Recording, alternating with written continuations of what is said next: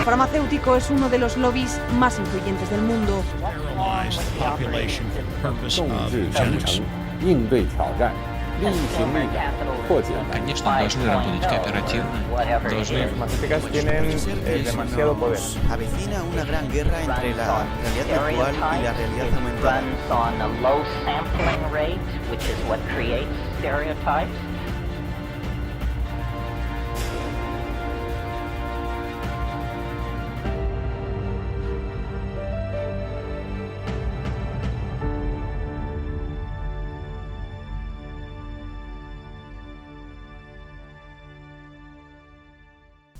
Hola, ¿cómo están? Bienvenidos a esta nueva edición de Humo y Espejos.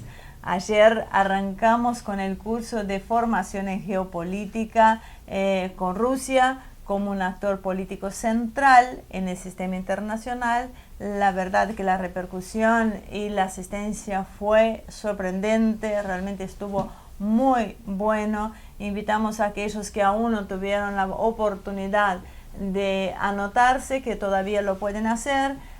Cada módulo va a estar grabado, si bien no va a estar abierto al público, nosotros podemos, a aquellos que les interesa, que lo puedan ver y seguir la charla del sábado que viene. Serán 4 módulos, como adelantamos a un principio, y nos acompañará en el cierre la Embajada de Rusia en la Argentina, además de los disertantes que están programados. Así que terminando con esto y agradeciendo nuevamente a todos aquellos que asistieron al curso y que siguen apoyándonos de una manera u otra, vamos a abordar hoy el tema de Estados Unidos.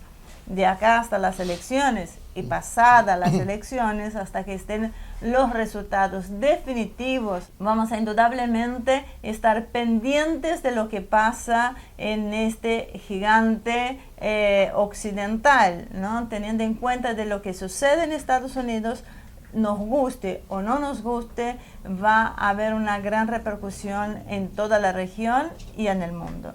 Así que, Marce, ¿cómo estás? Un tema que, bueno, vamos a volver a charlar en el webinar del próximo miércoles con Damián Jakubowicz. Obviamente hay tanto por abordar que uno intenta hacerlo de forma estanco. Sí, ¿qué tal? ¿Cómo están? Hay una cosa que mencionaba que creo que es central para tener en cuenta, que es que lo que pasa en Estados Unidos, nos guste o no nos guste, va a repercutir en nuestra región. A veces yo veo, no nos ha pasado a nosotros en lo particular, pero sí veo en otros lados que dicen, ¿por qué se preocupan tanto? La verdad es que si uno hace un poco de memoria, siempre lo que pasó en Estados Unidos terminó rebotando en nuestra región. Nos guste o no nos guste, nos imponen políticas y se terminan transformando en un corset para las políticas que nosotros vamos a poder tomar. Además de eso, Estados Unidos hoy está pasando por una situación anómala. Si bien en otros momentos despertó interés, yo no recuerdo nunca tanta gente, sobre todo que está en la política, ¿no?, pendiente de mirar un debate presidencial en Estados Unidos, porque siempre se hacía, siempre estaba el debate, pero era una cosa de algunos medios snob que decía, vi el debate, porque el debate en realidad no aportaba ni sacaba nada, pero hoy sí. Hoy hay una diferencia de modelos muy profunda. Es la primera vez, por lo menos en la historia contemporánea de Estados Unidos, que nos empezamos a encontrar con dos modelos enfrentados que chocan en todos los aspectos, desde el económico al cultural. Y ese choque es el mismo que ya empezamos a vivir en nuestra región. Y va a llegar con más fuerza. Entonces depende de quién gane, cómo gane, para qué gane. Lo que pase en Estados Unidos va a venir para acá. Si Estados Unidos se destabiliza, probablemente los coletazos van a ser en toda América Latina y en todo el mundo. Entonces es muy serio el problema y no estar informado, mirar por otro lado, decir, no tenemos que tener mentalidad colonial, ocupémonos de lo nuestro. En realidad es una ceguera, porque ocuparnos de lo nuestro es saber qué es lo que va a pasar con ellos, porque nos van a apretar como nos vienen haciendo siempre. Entonces esperemos que los resultados que hayan acá sean los más favorables para nuestros intereses, que eso es lo que también a veces confundimos, porque hay mucha gente acá que termina jugando partido por uno de los dos sectores simplemente porque le parece que es más humano, es más lindo, más cool, y son intereses que van en contra de lo que nosotros deberíamos hacer como nación. Este año se arrancó como un año atípico, ¿no? O sea, Sí. 2020 vino barajado por una pandemia, por una gran crisis económica que resultó de esto a nivel mundial. Entonces, en marzo, antes de que surgiera el auge de la pandemia, hubiéramos dicho, bueno, Trump es ganador sin dudas. Después hubo muchos altibajos, muchísimos muertos. ¿Y cómo anda la economía hoy? ¿Cómo lo ves preparado Trump? ¿Cómo llega en este aspecto en las elecciones? Bueno, yo creo que lo que estamos viendo es que se habló esto también en el debate que mencionábamos antes. Biden le decía que había sumergido a Estados Unidos en la peor crisis económica que había sufrido, por lo menos desde la Gran Depresión, y yo creo que inclusive va a ser mayor que la de la Gran Depresión. El problema es, eso es cierto, lo que pasa es una verdad a medias, porque tenés que analizar las causas. O sea, el problema real es precisamente la pandemia, porque la economía hasta enero venía de una manera. O sea, este año la economía en Estados Unidos presentaba muy buenos resultados internacionales, había crecido el Producto Bruto por encima de la media de los países desarrollados, exceptando obviamente a China, que juega otro torneo. También Estados Unidos había conseguido que la tasa de desocupación haya llegado a los valores mínimos. O sea, estaban casi en una desocupación friccional, o sea, la desocupación natural por un montón de factores que hacen que no tienen que ver, o sea, estaban prácticamente en un pleno empleo.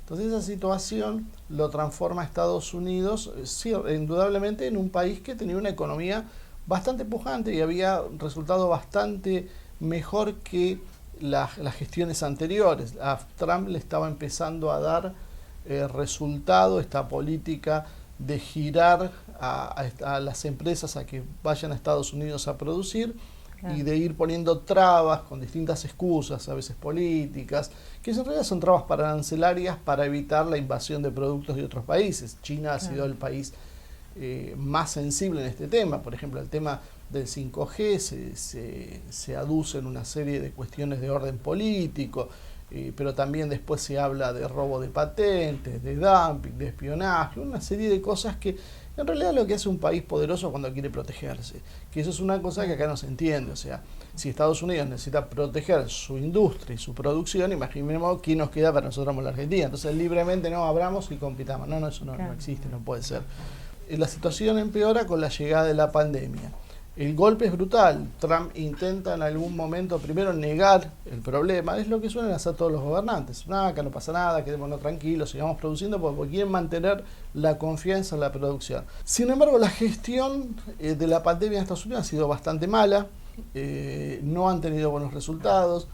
Los muertos que tienen son muchos, es relativo obviamente, si uno los compara con lo que pasa en Alemania, por ejemplo, un país que son unas 4 o 5 veces más chico que Estados Unidos, 4 veces diríamos, los muertos son muchos menos en proporción.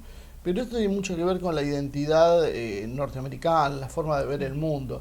Vos ves que de ambos bandos se pelean por un barbijo, pero en la realidad ninguno lo usa. O sea, las manifestaciones que han hecho Black Lives Matter, sí, Antifa y todos esos grupos de lo que estos norteamericanos llaman izquierda, se caracterizaron porque algunos usaban un barbijo, otros no, los que lo usaban mal, se lo bajaban. O sea, el uso de un barbijo requiere una metodología que si no la aplicas bien, no termina por producir nada. Entonces, en realidad, la responsabilidad sobre eso es relativa. Sin quererlo, ¿no? El impacto sobre la economía terminó siendo muy fuerte. Fue muy fuerte a pesar de haber ignorado el tema. Y es algo muy curioso que Nueva York es, creo que, el estado más afectado. Trump dice en el debate que no sabe si Nueva York algún día se va a volver a recuperar. Para tener idea de la magnitud de lo que pasó en Nueva York. Gobernación demócrata, alcaldía demócrata. Entonces hay que preguntarse bien cuánto los medios nos manejan y cuánto es lo que está pasando en realidad. Entonces la situación es crítica, es muy complicada. Trump está intentando sacar una nueva ayuda, esos cheques que hacen. Los demócratas le están frenando la ayuda, esa ayuda de $1.200 por ciudadano que estaban dando, y eso significa que ha tenido que apelar a otros mecanismos y entonces la ayuda ha disminuido, no ha podido ser por ahí lo contundente que fue al principio.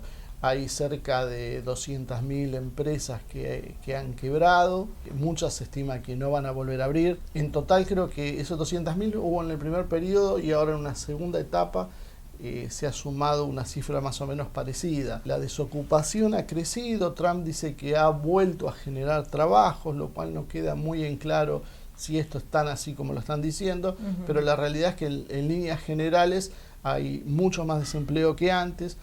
Obviamente se agudiza la situación de los más pobres, que son los más perjudicados en esto, y es una amenaza si no se soluciona de alguna manera. Por eso Trump apunta a, bueno, vacunemos de cualquier forma, pero esto hay que seguirlo. Claro. Está abierto, y eso es precisamente lo que vos decías, es el punto donde Trump flaquea. O sea, tenía todo para ganar la elección, le pegaron en la economía, que como decía Perón, es la economía, el bolsillo es la víscera más sensible del ser humano, y es en todos lados igual. Entonces eso es lo que presenta una duda.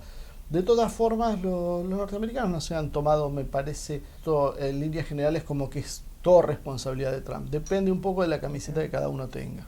Y también para entender un poco el contexto de lo que está sucediendo en el marco de las elecciones, porque los medios a veces tiran nombres, tiran temas, pero no se explica quiénes exactamente son determinados personajes.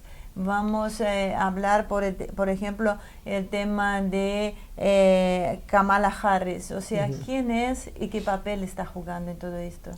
Bueno, Kamala Harris es todo un interrogante. Se la presentó en su momento como un guiño hacia los sectores raciales, racializados, los sectores que están movilizándose con la excusa de la raza, que a veces es muy curioso, ¿no? Porque cuando uno ve esos sectores, yo ayer justo veía un video, era en Cleveland, un grupo de negros discutiendo y peleando con un grupo de blancos.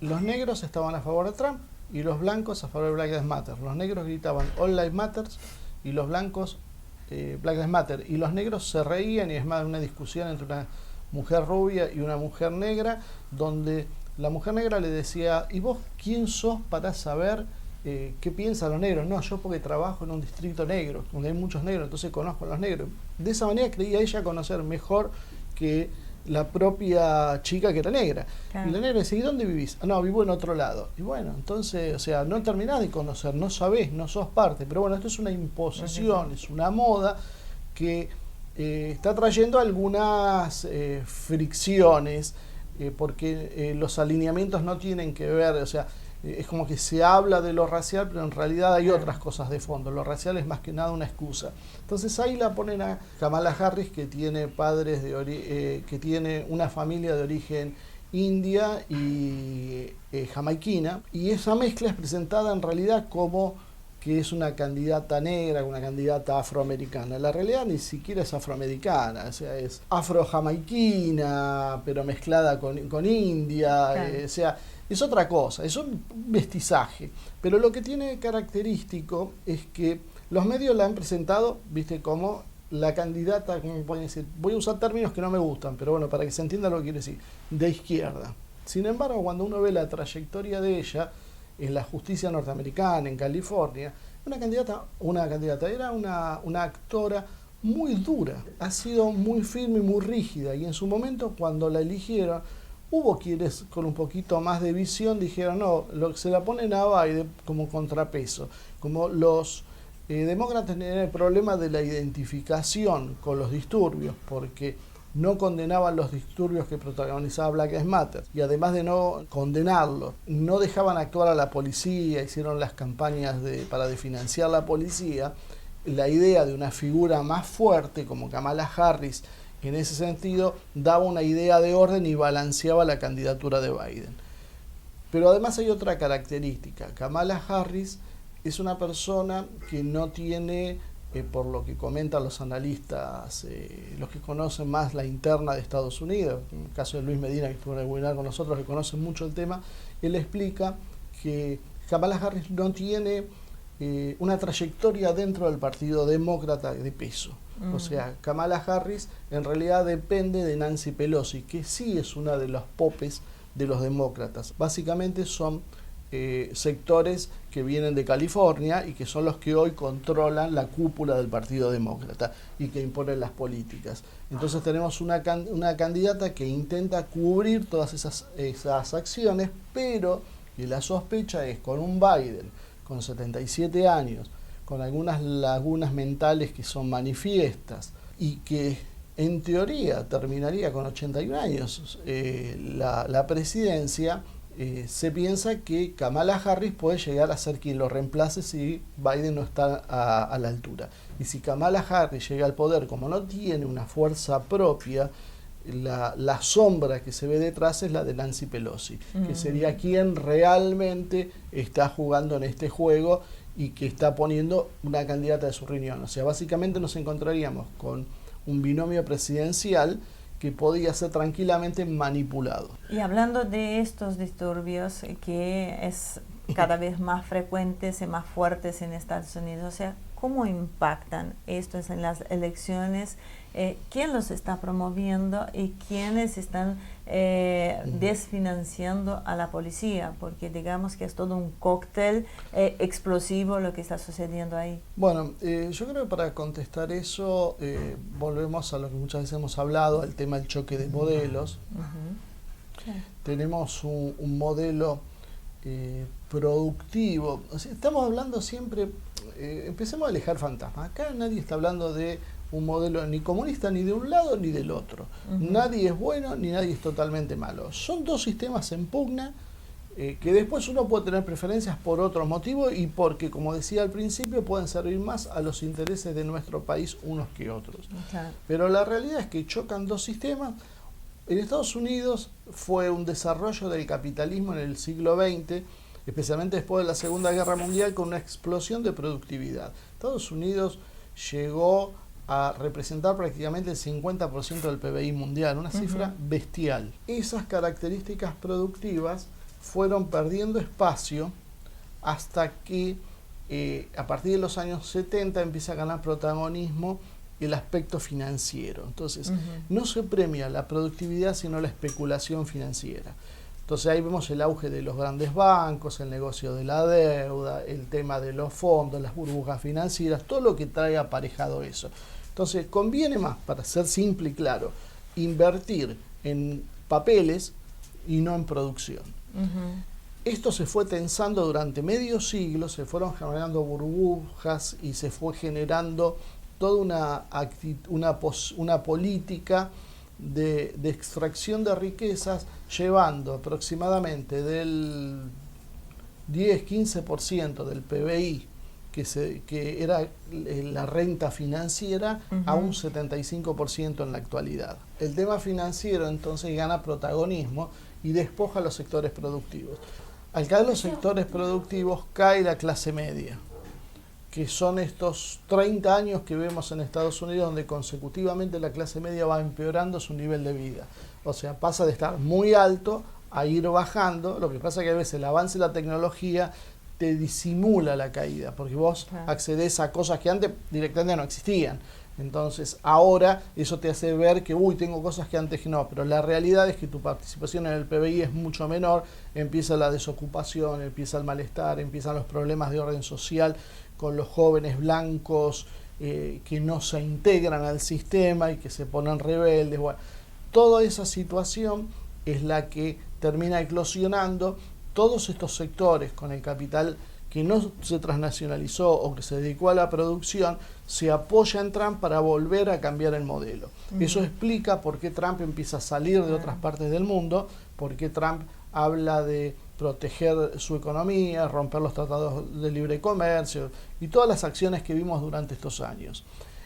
Ese choque en general es lo que determina esas dos posiciones enfrentadas entre sí y es lo que luego se traduce internamente. Entonces ahí que vemos, cuando Trump gana la elección, es recibido con enormes manifestaciones. Y esas manifestaciones estaban bancadas en líneas generales por la Open Society. Open Society, la famosa fundación de Soros, que dicen que no hay que nombrarlo porque después el video te lo ocultan. Así que por eso algunos dicen Jorge el Húngaro o lo llaman de otra manera, no sé cómo lo querés dejar.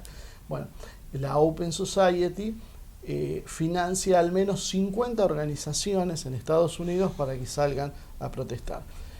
Hoy vemos que en realidad la continuación de eso, Black Lives Matter, Antifa y otra serie de organizaciones abrevan en lo mismo. Ha habido un proceso donde estos sectores financieros que apostaban por un mundo sin estados fuertes, donde ellos pudieran poner las reglas a su antojo, de acuerdo a su conveniencia, fueron minando desde adentro muchos de los estados, empezando por Estados Unidos. Entonces hay un ataque o un posicionamiento sobre los aspectos culturales, lo que es lo académico, sobre Hollywood, sobre la producción de contenidos, para ir llevando a buena parte de los sectores juveniles hacia una acción de protesta. Esto se suma a esa crisis que veníamos hablando, a la ruptura de valores tradicionales en la sociedad norteamericana, y la consecuencia es que toda esta gente que se siente mal, que se siente poco contenida por el sistema, termina abrevando en organizaciones que le proponen una multitud de discusiones diferentes: género, ambientalismo, body shaming, toda una serie de ideologías paralelas que juegan a destruir la trama social. Entonces lo que vemos es ese enfrentamiento, y ese enfrentamiento está financiado por esos sectores globalistas. Por eso cuando vemos la lista de las empresas y las acciones que hacen, todas o casi todas las grandes corporaciones, de lo que sean, financieras, comerciales, mediáticas, todas se van alineando detrás de estos grupos, lo cual muestra el contrasentido de decir que son grupos marxistas y comunistas y a la vez bancados por las grandes corporaciones. Vamos a otro tema que es bastante espinoso y que se ha dado mucho que hablar, que es el tema de Amy Barrett, ¿sí? Que fue nominada para la Suprema Corte. ¿Quién es? ¿Por qué la nominan? Y también por qué es tan importante, o por qué algunos consideran que es tan importante el tema del género ambientalismo. Bueno, voy a tratar de resumirlo para no hacerlo demasiado largo. Amy Barrett en realidad es una jueza, o sea, se produce la muerte de una jueza ultraliberal que era la que había favorecido en el 2015 la adopción del matrimonio homosexual como un derecho constitucional, y había siempre tenido unas posiciones muy feministas a favor del aborto. Esta jueza, al morir, Ginsburg, lo que deja un lugar vacante en la Corte Suprema.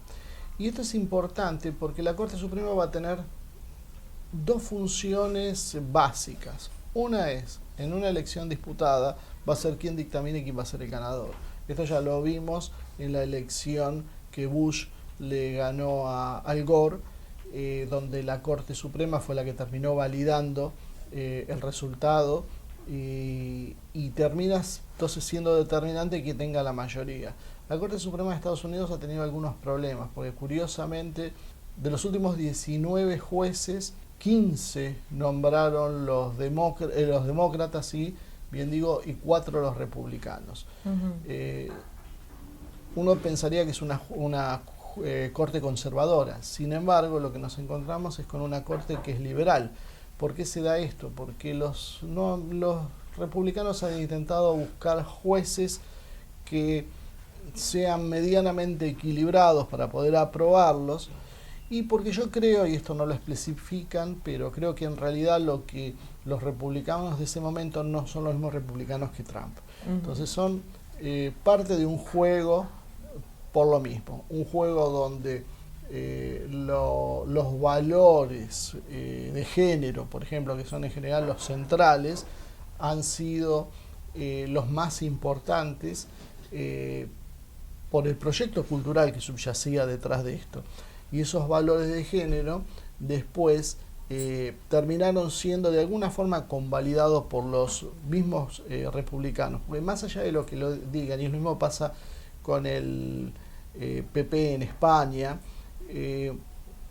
juegan un juego donde aparentemente están en contra, pero siempre de alguna manera lo terminan permitiendo. Entonces los jueces que terminan nombrando se empiezan a dar vuelta. Y hay muchos jueces que nombran a los conservadores, hay por lo menos un par, que se terminaron dando vuelta y votando las propuestas demócratas. Entonces Trump lo que ahora está intentando hacer es consolidar una mayoría que le pueda garantizar, por un lado, en una elección reñida, la victoria se la otorguen a él, porque después siempre es cuestiones interpretativas, y por otro lado, Trump lo que también quiere es, yo creo que avanzar en una agenda que acá en la Argentina, en Latinoamérica, no se termina de comprender demasiado bien. La cuestión del aborto, la cuestión del género, del ambientalismo, son cuestiones centrales en muchos países, entre ellos en Estados Unidos. Es más, te diría, en la Argentina también es un tema central e importante. En Brasil, por ejemplo, Bolsonaro, cabalgando sobre eso, gana las elecciones, porque la idea de la corrupción en los brasileños era todos son corruptos. ¿Por qué gana Bolsonaro? Porque Bolsonaro se muestra como un hombre fuerte, recto y de valores morales cristianos. Como para un sector progresista en la Argentina, eso no le gusta, eso no existe, eso no es así, eso es un invento, y Bolsonaro gana porque hace fake news en las redes. Entonces, como la gente es estúpida, se cree las informaciones falsas, y del otro lado nadie usa una fake news. O sea, esto es ridículo, es un análisis demasiado básico, donde juega la política sabemos todos que es sucio y que todos apelan a todo. Lo que pasa es que vos desconocés cuál es el origen. Trump representa una corriente de restauración de valores tradicionales que han sido destruidos por el avance de este progresismo. ¿Por qué? Si quieren saberlo, lo profundizamos mucho en el webinar que hicimos el miércoles con Lucas Carena y Luis Medida, que hablamos de estos temas más en profundidad. Si quieren, ahí lo pueden ver un poquito para no extenderme demasiado en este. Pero esa destrucción de valores, que es una destrucción social, Trump, al igual que hizo Putin en Rusia, o Orbán en Hungría, para él es un tema de agenda importante, porque hay mucha gente que lo sigue porque creen que para recrear un país, una nación, se necesitan restaurar su identidad, restaurar sus valores, restaurar su cultura, restaurar su religión. Putin directamente no dejó entrar, no dejó que anide estas ideologías en Rusia. Les cortó el financiamiento y pusieron leyes que fueron frenándolo. Inclusive ahora, en la última reforma constitucional, bloquea estas iniciativas poniendo específicamente que el matrimonio es entre un hombre y una mujer. Lo cual, bueno, obviamente, hace un siglo atrás, un siglo y medio, depende de las constituciones o más, cuando se redactaron las constituciones, cuando pusieron cónyuge, a nadie se le ocurrió las interpretaciones que iban a hacer décadas después. Bueno, Putin ahora actualiza su constitución y cierra esa puerta. Bueno, Trump está haciendo algo parecido en Estados Unidos. Y entonces la Corte Suprema es la llave, porque el aborto y el matrimonio homosexual entran por la Corte. No se hace un plebiscito, no se hace una votación, no hay nada donde haya una intervención popular. Simplemente es una decisión judicial donde la mayoría de 9 jueces decide que esto es así y punto. Entonces uno se pone a pensar, hablamos de valores democráticos, pero indudablemente se utilizan cuando conviene. Cuando no conviene se usa otro método. Amy Barrett es una jueza católica de Indiana que no se pronunció en contra del aborto, pero cuando nombró los mojones jurídicos que no se puede ir atrás, por ejemplo, la esclavitud, no se puede volver atrás y volver a permitir la esclavitud, no nombró el aborto, no lo incluyó. Y eso produjo que del lado demócrata, del lado liberal norteamericano, haya una reacción contra eso y sumado a lo que decíamos antes de las elecciones, la actitud sea muy rebelde. Igual se previó un estallido a partir de la nominación y el estallido no se produjo. Da la sensación de que se está empezando a quedar sin nafta. Si vos pensás, me parece que esperaron un levantamiento popular, sacar masas a la calle, y esto no se está dando. Vamos a ver cómo lo manejan, porque era mucho más apocalíptico el panorama, y ahora le meten una jueza con esta característica y no hay una reacción tan violenta. Hay reacciones, sí, seguro, sigue habiendo vandalismo, violencia, pero no al nivel que tal vez se hubiese esperado. Eso es una señal para ir prestándole atención a ver cómo evoluciona en los próximos días.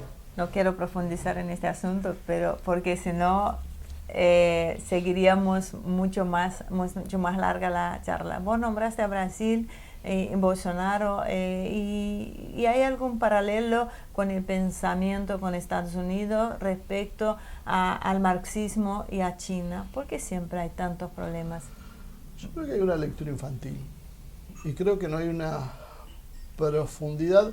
Creo que a veces se sabe en realidad lo que pasa, pero hay características de la idiosincrasia de cada país que hace que se tomen caminos que en otros países cuesta entender. Ha habido un resurgir del anticomunismo y el antimarxismo como si estaríamos en el medio de la Guerra Fría. Y eso pasa porque todas estas ideologías se las atribuye al marxismo. Sí, es verdad, las organizaciones marxistas, los partidos comunistas, los partidos socialistas, en casi todos los casos, no en todos, pero en la mayoría apoyan estas reivindicaciones. ¿Por qué? Bueno, es largo de explicar, sería todo para un programa aparte, pero lo que vemos es que en realidad lo que hay es un neomarxismo, es lo que deviene de la escuela de Frankfurt, es lo que deviene de la deconstrucción de la sociedad como un método para instaurar después un hipotético socialismo. Esto es un delirio, porque jamás van a poder deconstruir la sociedad de la forma que quieren para reconstruirla, porque en el lejano, hipotético, extremo caso que consigan hacer eso, en cuanto hagan eso, lo borran, porque ellos son una pieza útil de las grandes fortunas, o sea, los grandes poderes mundiales, poderes en algunos casos de siglos y siglos, han utilizado y han financiado estos sectores con el objetivo de destruir los estados. Estos sectores son los arietes que quiebran las bases del Estado. Símbolos patrios, familia, religión, lengua. Fíjate que son todos los puntos que están bajo ataque. Claro. Después, cuando terminen de hacer su tarea, los van a destruir a ellos. Son carne de cañón, pero eso obviamente no lo saben. El marxismo clásico era otra cosa. Uno puede discutir, puede estar a favor o en contra, puede plantear que tenía el germen materialista, que no era espiritual, que era anticristiano, que era... Bueno, de hecho, ni el catolicismo, ni el evangelismo, ni el protestantismo ni en general, ni el islam han sido nunca marxistas. ¿Por qué? Porque está esa cuestión religiosa que yo alguna vez lo dije, que para mí fue hecha exprofeso para evitar que el marxismo pueda realmente ser popular y cambiar el mundo. O sea, se le sembró una semilla de autodestrucción que se activa cuando se necesita. Lo que hoy vemos en realidad es una parodia, es una caricatura del marxismo. Realmente creer que cualquiera de estos chicos que no sabe cómo autopercibirse o que se percibe como una mujer, un hombre, una planta, un animal, una estación de tren, hemos visto los casos más absurdos, que eso es marxismo.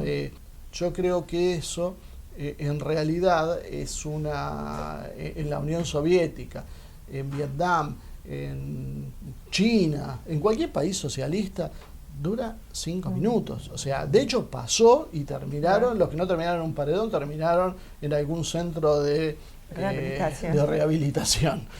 Claro, porque lo consideraron un tema psiquiátrico. Entonces, realmente hay que especificar muy bien qué es el marxismo. Yo creo que a veces se usa la acusación al voleo, se mete todo dentro de la misma bolsa y termina confundiendo, porque hace que sectores que simpatizan con la izquierda, pero que no simpatizan con el globalismo, no simpatizan con la destrucción de los valores familiares, ni siquiera con los valores religiosos. Son simplemente, tienen una tendencia más a ser más socialista en el reparto de bienes.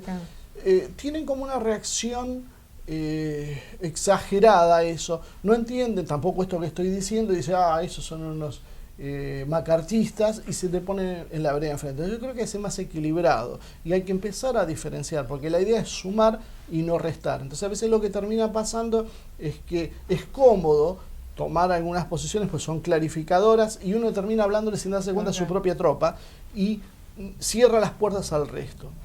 porque como te decía al principio, yo creo que esto la verdad no tiene nada de marxismo. O sea, realmente creo que es, salvo que vayamos al origen, que es que el origen de este tema es que no, pero que en realidad el marxismo está generado por las mismas élites que lo usan como una válvula de escape para crear una dicotomía entre capitalismo y comunismo que dé una síntesis, que es lo que eso es otra teoría que tiene sus fundamentos, que tiene muchas cuestiones de lógica. A veces también hay que hablar de oportunismo, como cuando, como ya hemos mencionado, a Lenin lo financia Alemania, bueno, claro, él era enemigo de Alemania, Rusia, entonces ir y hacer una revolución en el otro país también. Entonces es muy difícil separarlo, pero lo que sí no tiene nada que ver con estas ideas. O sea, en Estados Unidos empieza a tomar cuerpo esto. Claro. Este antimarxismo creo que es parte del mismo juego, de esta cosa bicéfala. Y la Argentina y Brasil lo toman por rebote. Claro. Porque es lo que hablamos al principio del programa. Cuando vos arrancas con estas cosas, ¿qué es lo que termina pasando? Vos terminás generando una corriente hacia otros países que se toma como propia. Entonces, hoy tenemos montones de libertarios hablando del antimarxismo que hace 5 años atrás nadie los conocía. O sea, no digo que no existían, pero eran nada. En cambio, hoy ya es una moda, es una tendencia fuerte. Claro. Bueno, queda pendiente es lo que vos decís. Él nunca estuvo tan en la mira unas elecciones en Estados Unidos, por lo menos más popularizado en el sentido de que antes estaba acotado al núcleo político o a los medios, a un pasaje en los medios de comunicación, ¿no? Pero algo que me llama la atención, incluso a mí, es el tema pesado. Hoy es un día de un programa serio y vos no me estás dejando hacerlo. Entonces, a lo que me refiero es que ¿qué pasa con el correo, ¿no? en Estados Unidos? Porque es una forma muy peculiar de votos y una confianza extrema en la ciudadanía. Hoy que ya no hay tanta confianza porque ya hay un poquito más de miedo. Bueno, eso creo que el tema del correo es un tema central en algunos aspectos, porque la gran apuesta demócrata es esa. En algún momento Trump decía, los partidarios de Trump por lo menos, que el sindicato que maneja el correo es demócrata. Acordemos que los sindicatos en Estados Unidos tienen unas particularidades, no son por ahí los sindicatos que conocemos en la Argentina, ¿no? Y que la posibilidad de hacer fraude era muy grande. Los controles parecen ser bastante laxos. El sistema de correo en Estados Unidos no es fiable y no está preparado para una votación de la dimensión que pretenden los demócratas. Con la excusa de la COVID-19, pretenden que la gente no vaya a votar. Por otro lado, los partidarios de Trump dicen, pero ustedes salen, hacen manifestaciones en la calle, salen y queman todo, pero no pueden hacer una cola en una votación. O sea, ¿cómo es? O sea, o una u otra. O sea, si es tan severo, entonces no manifiesten. Si manifiestan, pueden ir a votar. Esa es la discusión que está. El problema de esto que viene es que la votación empieza mucho tiempo antes y el conteo de votos es mucho tiempo después. Entonces, ¿qué pasa? Lo que se prevé es que Trump en la elección vaya a tener una votación favorable, acordemos del tema de los estados swing, y que gane la elección. Que se proclame ganador, pero que los demócratas digan faltan contar votos y no le reconozcan el triunfo. Entonces, en ese periodo ventana es donde puede venir el estallido, donde hay planes e hipótesis de las más disímiles, desde una toma de la Casa Blanca por parte de los partidarios de Biden para hacer una entronización simbólica, la intervención de la Corte Suprema. Bueno, entonces el problema que tenés con el correo es que se va a abrir un periodo donde es probable que se proclamen 2 ganadores y a partir de ahí algunos esperan un rebrote de violencia para tratar de imponer a Biden y algunos otros dicen, bueno, la paciencia de Trump llega hasta ese límite donde va a sacar el ejército a la calle, que ya lo tiene distribuido con el tema de las vacunas en los 50 estados y de esa manera va a garantizar la paz social. Por eso es lo que hablamos al principio del tema de lo que decida la Corte, porque en definitiva es quien tiene la última palabra en el caso de una disputa de este tipo. Sí es cierto que ya todos los días lees denuncias y escándalos sobre boletas que se encuentran en autos, que llegan, empadronamientos que no son, que están mal empadronados, que se le ponen categorías a la gente que no corresponde. O sea, hay una confusión que viene creciendo alrededor de ese tema y que puede preanunciar una complicación seria. O sea, que en definitiva, yo creo que, como te decía al principio, la gran apuesta demócrata para torcer el resultado es la votación por correo, donde históricamente, aparte, ellos han tenido mejores resultados. Veremos qué es lo que pasa, porque también Trump, si uno ve a la distancia el discurso de Trump, cómo ha ido evolucionando, Trump yo creo que se ha ido endureciendo a medida que empezaron a llegar las elecciones. Empezó a sacar temas que uno diría, bueno, vienen las elecciones, no vamos a hablar del aborto, no vamos a hablar de temas espinosos, vamos a hacer la plancha, tratar de llegar. Y Trump es al revés, empezó a jugar fuerte y empezó a meter cosas, y aparte, bueno, vio la oportunidad que le cayó del cielo de la jueza esta y no dudó. Saludó, le dio pésame, me dijo que era una gran persona la que había muerto y automáticamente que había que poner el reemplazo ya. Y ahí fue una señal divina. Claro, y ahí cuando lo hace, había otra jueza, Bárbara Lagoa, que se hablaba, porque como era una mujer, se presumía que iba, más posibilidades tenía una mujer. Pero Bárbara Lagoa, que era de Florida, es una cubanoamericana, que se había pronunciado paradójicamente a favor de mantener el aborto. Y eso parece, según algunos, que ha sido lo que motiva la decisión de Trump. ¿Por qué? Porque hubiese sido más cómodo para Trump, en realidad, enfocarse en decir, bueno, la traemos, cubana, ganamos Florida y aseguramos la elección. Sin embargo, Trump apuesta a otra cosa, trae a una católica de otra región, rubia, que no parece encajar, y encima que está a favor del aborto.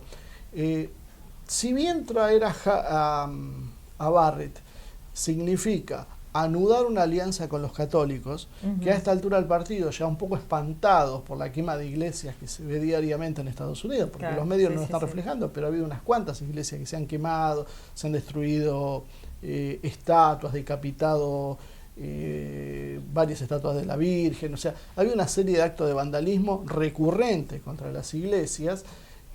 Esto empieza a hacer que los católicos empiecen a mirar con más simpatía a Trump, cuando alguna vez contamos la historia de por qué los católicos eran más favorables a los demócratas. Pero bueno, ahora esto parece revertirse y tal vez eso responda a eso. Pero también puede responder a la convicción de la jueza, que tiene 48 años, si mal no recuerdo, probablemente por lo menos va hasta 30 años más o 40 años más en la corte. Entonces, vos lo que estás garantizando que por más que vos no estés, haya un rumbo político. Lo mismo que hace Putin con la Constitución. Si yo no estoy, no importa, esto quedó plasmado y es más difícil que lo cambien. Entonces, y ahí es donde yo creo que el progresismo latinoamericano no termina de abrir la cabeza. Trump juega en contra del aborto, aún a riesgo de perder apoyo en Florida por haber nombrado una jueza que no era la cubanoamericana, Lagoa. Y eso creo que es todo un síntoma de hasta dónde pesa el tema. Entonces dejemos de minimizar el tema, no, esto es una pavada, nadie le importa. Porque si es una pavada y nadie le importa, dejemos las cosas como están. Y no planteemos que que acá el problema es porque esto tiene una valoración, porque se mueren las mujeres, porque no es cierto. La mortalidad que hay es insignificante y los problemas que trae el aborto son mayores que los que soluciona. Así que creo que el discurso para por otro lado, y acá ni siquiera estoy hablando de una posición religiosa, de si está bien o está mal. Ni siquiera te estoy hablando de los derechos de las dos vidas. Te estoy hablando simplemente que no solucionan nada, que es una enorme fantasía y que el problema acá es demográfico y que tiene otro impacto el aborto, que es lo que se busca. Trump está centrando su política en eso. Entonces sería bueno que algunos presidentes latinoamericanos que se creen que poniendo un proyecto del aborto, de esa manera después van a sentarse con Trump a esperar ayuda en el FMI. Creo que se van a llevar una sorpresa si Trump gana. Yo les diría que vayan abriendo un poquitito la mente, porque para Trump no es lo mismo que para acá. Menos mal que te pregunté por el correo. Si no, salió con todo eso. Pero Había bueno. quedado pendiente cuando hablamos de Barrett. Exacto, bueno. La última gran pregunta. ¿Qué te parece que dejó el debate presidencial? Por eso coincido con lo que ha dicho la mayoría, que lo único que se escucharon fueron acusaciones. Yo no estoy en contra, me parece esa cuestión purista de que no se peleen, que tienen que ser orden. Me parece un tema sin sentido. Sí, lo que no vi es ninguna propuesta de nada. No se habló de política internacional prácticamente, solo una mención hacia China de Trump, así como al pasar, pero es un tema que también muestra el desingrese de Estados Unidos. Todo lo que se hace es mirando fronteras adentro. Entonces, cuando nosotros empezamos a pensar que van a hacer algo en contra de... Olvídense, ellos piensan de otra manera. Pensemos cuando analizamos a un norteamericano como un norteamericano, no como un latinoamericano o como un hispanoamericano o como un argentino, lo que sea. No hay debate de ideas, básicamente, sobre todo no hay un debate de planes económicos. Se tiraron algunas cosas al azar y no mucho más que eso. Me dio la sensación que Trump ganó el debate, no por mucha diferencia, creo que se había hecho tal el mito de Biden que no consigue hilar dos frases seguidas que uno dijo, bueno, no puede hablar. Bueno, el resultado fue que, bueno, Biden hizo lo suyo también, Trump se lo mostró, creo que siempre llevando la iniciativa, con un moderador como era Wallace, que eran 2 contra 1, eso claramente se vio. Y raro lo del tren, ¿no? Lo que pasó después, al otro día. Sí. Y claro, sí, como Biden está en un acto y está hablando y lo interrumpe un tren que pasa, y cuando pasa el tren, cuando va a retomar, pierde el hilo de lo que está diciendo y empieza a decir una serie de incoherencias que la verdad asombraba, y esto alimenta un poco lo que algunos mal pensados dicen del debate. Hay algunas imágenes que se ve, ¿ves este cablecito que hay acá? Se ve una imagen así, mejor puesto que este, ¿no? Así. Y dicen que es una arruga en la camisa, pero... Biden justo se acomoda la arruga. Suena a que es un cable. Y más así, y en la manga se le ve lo que parecería ser un micrófono o un parlante o algo. Algunos dicen que tenía algo en la oreja. Se dice también que revisaron a los candidatos a pedido de Trump y que Biden accedió y que no le encontraron nada, pero bueno, estas cosas pueden pasar. Lo que sí, busquen las imágenes está, es sospechoso, puede ser que no, pero indudablemente lo que sí se lo vio a Biden es sin demasiadas propuestas, a la defensiva, un Trump un poco más agresivo, manejaba mejor la escena. ¿Cuánto esto define o no la elección? No sé, salvo que sea algo muy catastrófico, como que en el medio se olvide cómo se llama Biden, daría la sensación que no influye mucho, reafirma más lo que piensan uno y otro, y en general los que están en el medio, que son neutrales o no están decididos, siguen tan confundidos como antes, no le dijiste nada que esperaba. No sé, no creo que haya pasado la historia, vamos a ver qué pasa con los próximos 2 debates. Sí, la prensa demócrata, o sea, la prensa en general, ha planteado que Trump había sido muy agresivo y que hay varios comentarios de varios medios que en realidad Biden no debería presentarse en los otros debates porque no podía permitir y convalidar esto. Lo cual, bueno, suena medio excusa, porque algunos dicen en realidad en los próximos debates Trump los va a apretar un poco más, el próximo debate por las características va a ser más de ida y vuelta y eso va a generar que Biden se vea más apretado. Aparte, bueno, hay que sumarle el estrés de la campaña, el cansancio acumulado y la cercanía, bueno, todo eso puede jugarle más en contra a Biden que a Trump, que está acostumbrado a jugar estos juegos desde toda la vida. Muy bueno.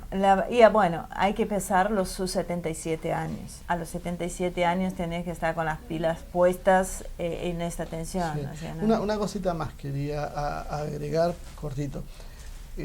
Hay una cosa también a tener en cuenta en lo que tiene que ver con nuestra región, Argentina, y nuestros países hermanos. El proyecto de Trump no es que nos vaya a regalar nada. Probablemente para Trump vamos a seguir sin existir. Porque Trump va a poner una limitación al avance de China, sobre todo, pero China sabe que hay sectores estratégicos que no hay que tocar.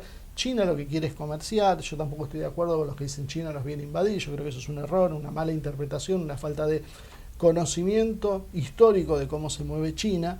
China lo que quiere es hacer negocios. Mientras vos lo dejes hacer negocios no hay problema. Hay áreas vedadas, China es pragmática. No va a impulsar negocios en áreas que son prohibitivas y que corre el riesgo de tener un coletazo. Entonces va a seguir haciendo más o menos lo que está haciendo. Trump le va a permitir que avance hasta cierto punto y ahí termina la historia. Pero Trump basa su discurso en proteger la industria, en cerrar las fronteras. Y eso es muy diferente a lo que hace Biden y lo que van a hacer los globalistas, que te dicen tenemos que abrirnos al libre mercado y a la competencia. Porque Trump te hace un discurso de libre mercado, porque Estados Unidos todo es libre mercado, pero por otro lado, las acciones son de protección.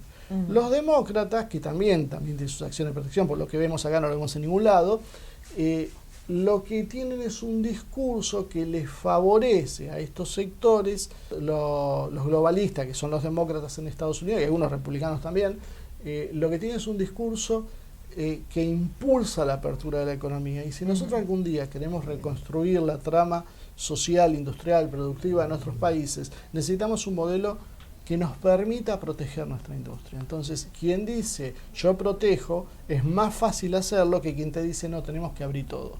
Porque de ahí es donde después se agarran nuestros políticos para destruirnos como nos han destruido día a día. Bueno, interesante. Y una última cosita. No me la terminarás nunca. Vamos. Y aparte recordar, cuando nos hablan del loquito, que el que mataba gente, hacía bombardeos y destruía países, era Obama. Pasaron 4 años y yo, que alguien me diga lo contrario, más allá de un bloqueo económico que había empezado Obama y que haya llevado un poco más al extremo Trump, lo haya endurecido, o haya permitido que lo endurezcan, porque tampoco es el sector del riñón de Trump, no ha pasado. No he visto ninguna invasión, no he visto ningún bombardeo, salvo eso de los Tomahawk en Siria, que ya hemos hablado también de que fue un bombardeo hecho con el ánimo de, bueno, miren qué malo soy, pero no voy a destruir nada. O sea, y lo de Soleimani, quienes más conocen del tema, dicen que esto fue una maniobra del Estado profundo para producir una guerra que el pragmatismo de Trump y el pragmatismo de los iraníes terminó en, bueno, hagan un ataque a una base de Estados Unidos y acá no pasó nada. Ustedes dicen que mataron millones de norteamericanos, nosotros decimos que no pasó nada y esto se terminó acá. Y eso creo que es lo que ha pasado. Creo que a veces la gente toma banderas políticas cuando ve cómo funciona el poder real, funciona con otra lógica. O sea, hay canales de comunicación y hay arreglos previos que existen. Ahora sí, ahora puede terminar. Muchísimas gracias, Ramírez. Estuvo muy interesante, muy serio hoy, muy concentrado. Los perros un poquito de trabajo, pero ahora se van a dormir. Todo em ordem. Assim que tudo jóia, tudo legal. E a gente se vê na próxima quarta-feira. Y vos tenés pendiente el programa de Brasil. Ya lo vamos a hacer con todo lo que está sucediendo. En cuanto a ustedes, muchísimas gracias por acompañarnos. Vuelvo a insistir con los cursos de formación en geopolítica. Estamos con el primer módulo que fue ayer, sábado, con Rusia como un actor político central en el sistema internacional. Para aquellos que todavía están interesados, hay tiempo de anotarse, de inscribir. Tenemos grabado cada módulo y si bien no va a estar abierto al público, tenemos la posibilidad de que lo vean y puedan continuar con el curso. Gratamente nos avisaron que de la embajada rusa en la Argentina nos van a acompañar para el cierre el 30 de octubre, el último módulo que es el 30 de octubre. Por otro lado, los invito este miércoles a las 19 horas. Vamos a estar con Damián Jakubowicz hablando sobre las nuevas formas de la geopolítica y la irrupción del fenómeno de Trump. No queremos parecer reiterativos de estar hablando tanto de Trump en Estados Unidos, pero yo creo que es una de las elecciones más importantes e influyentes de los últimos tiempos. Al menos es una de las que más nos damos cuenta cuánto nos afectan las decisiones en Estados Unidos, porque Fiona, vení acá, mami, bata. Bata. Bueno, ya está, ya terminamos, ya está. Es la tía que vino a ver. Porque nos hemos dado cuenta, ya estamos acá. porque tenemos que tener en cuenta que no solo son las elecciones en Estados Unidos lo que está en juego, sino que hay un cambio de sistema en el mundo, así que estamos viviendo más allá de la historia con la pandemia, estamos viviendo un cambio en el sistema. Así que muchísimas gracias por la paciencia, por comprendernos en este lugar. ¿No, Fiona? Que siempre estás acá. Fiona, ¿puede ser que me dejas hacer el cierre? Después no me creen, ¿ve? Que vos estás siempre acompañándonos. Así que gracias por la paciencia. Un placer tenerlos siempre acá con nosotros. Les recordamos que aquellos que quieran colaborar lo pueden hacer a través de Patreon, lo pueden hacer a través de la compra de los libros. Está el libro de Rusia que escribió Marcelo, están ahí en el Zócalo todo el tiempo. Así que aquellos que quieran adquirir para seguir el curso de formación en geopolítica viene muy bien. Así que voy porque los animales ya están todos alterados y diciendo termínela de una vez. Así que termino agradeciéndoles una vez más y esperando verlos el próximo miércoles a las 19 horas.